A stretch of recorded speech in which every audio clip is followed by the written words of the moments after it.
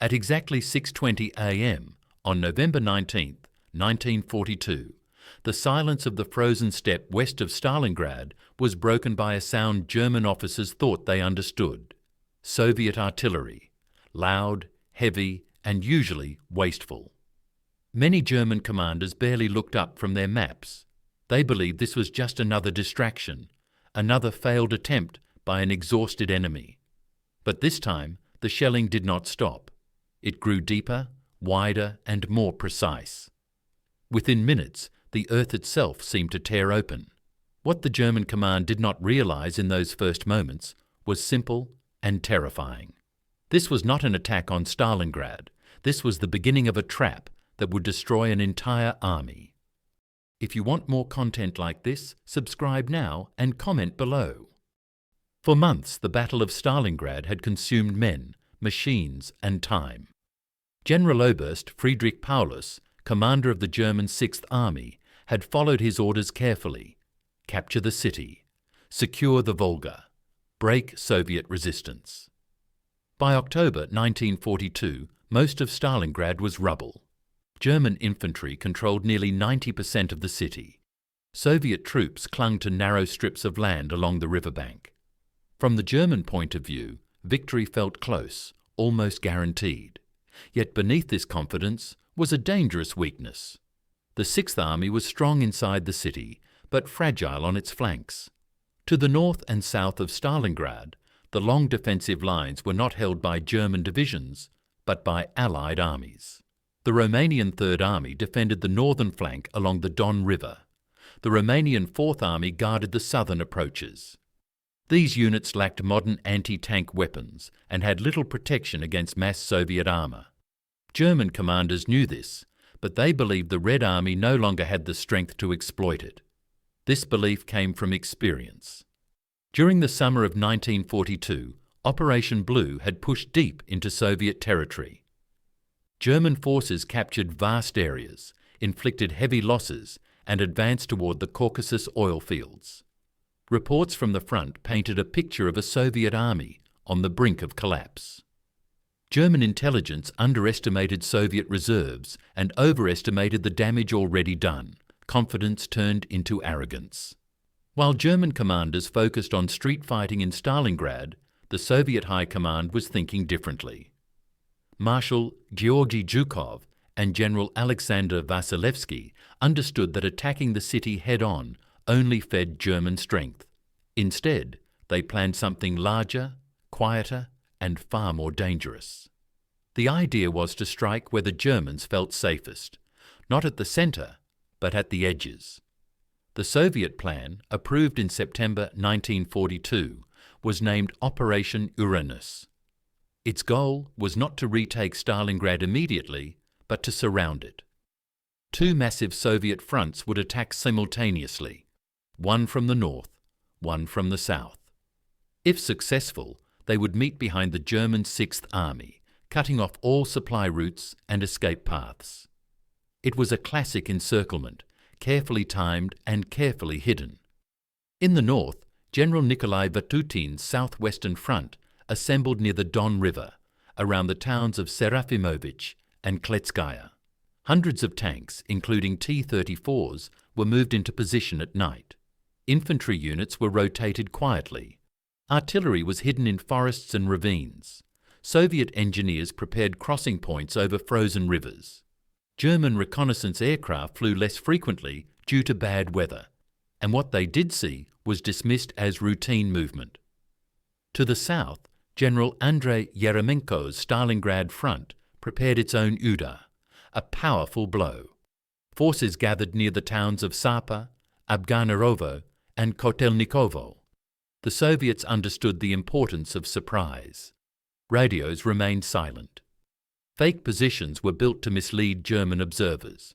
Even Soviet soldiers were not told the full plan until the last moment. German commanders received warnings. Reports mentioned increased Soviet activity. Romanian officers asked for more anti-tank guns. Some German staff officers expressed concern. But these warnings moved slowly up the chain of command and lost urgency along the way. At the highest level, Hitler and the OKH believed the Soviets were incapable of large-scale offensive action in winter. Then came the morning of November 19th. After an 80-minute artillery barrage, Soviet infantry and armour attacked the Romanian Third Army positions north of Stalingrad. The effect was devastating.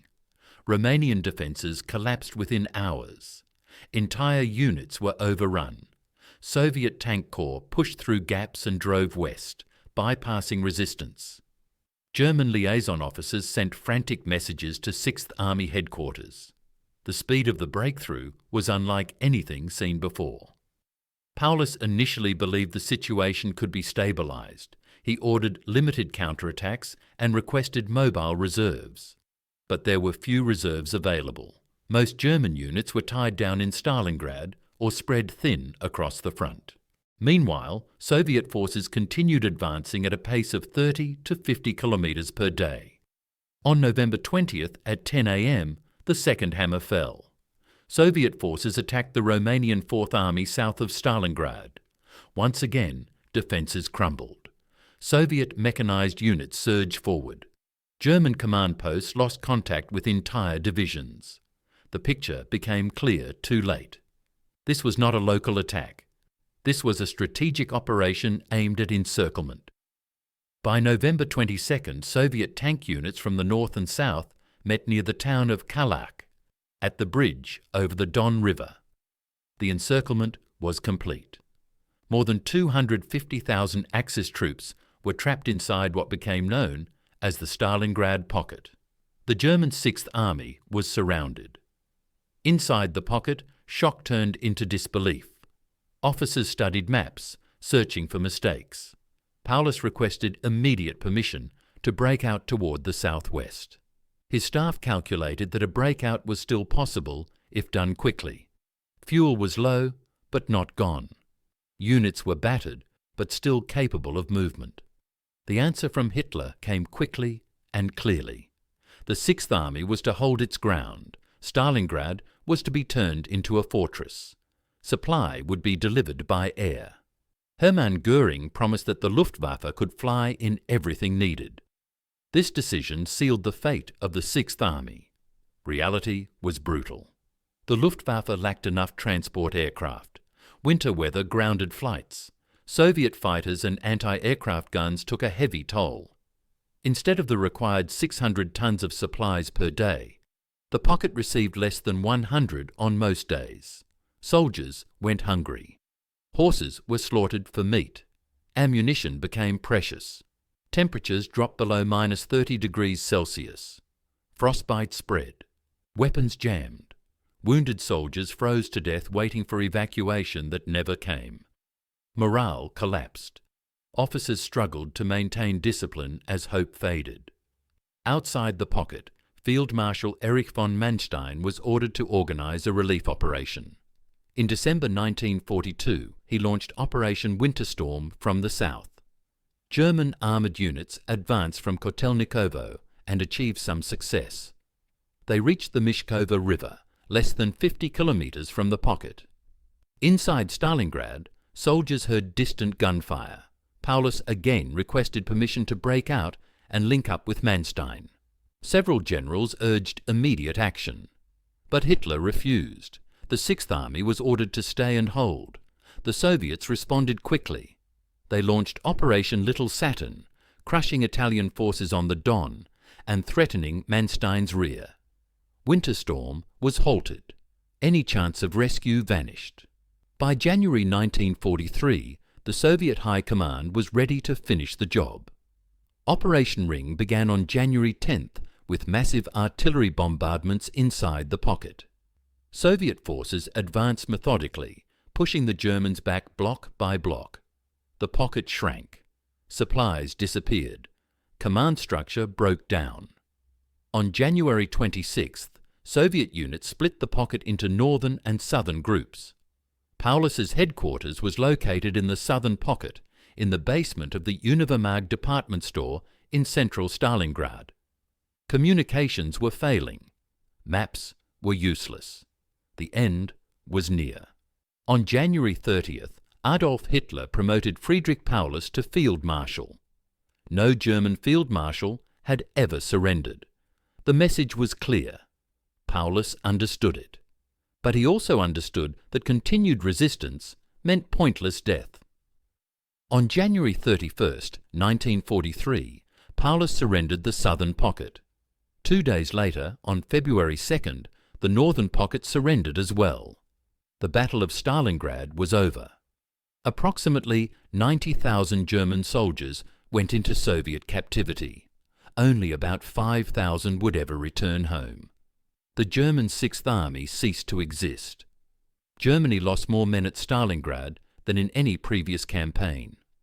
The impact was immediate and global. For the first time, a complete German army had been destroyed. The myth of German invincibility was shattered. The initiative on the Eastern Front passed to the Red Army, never to return. The German commanders did not fail because they lacked courage or skill. They failed because they underestimated their enemy, ignored warning signs, and obeyed rigid orders in a war that demanded flexibility. The Soviet trap succeeded because of planning, deception, patience, and perfect timing. Stalingrad became more than a battlefield. It became a symbol, a warning. And it all began on a cold morning when German commanders heard artillery fire and believed just for a moment too long that nothing had truly changed. If you want more content like this, subscribe now and comment below.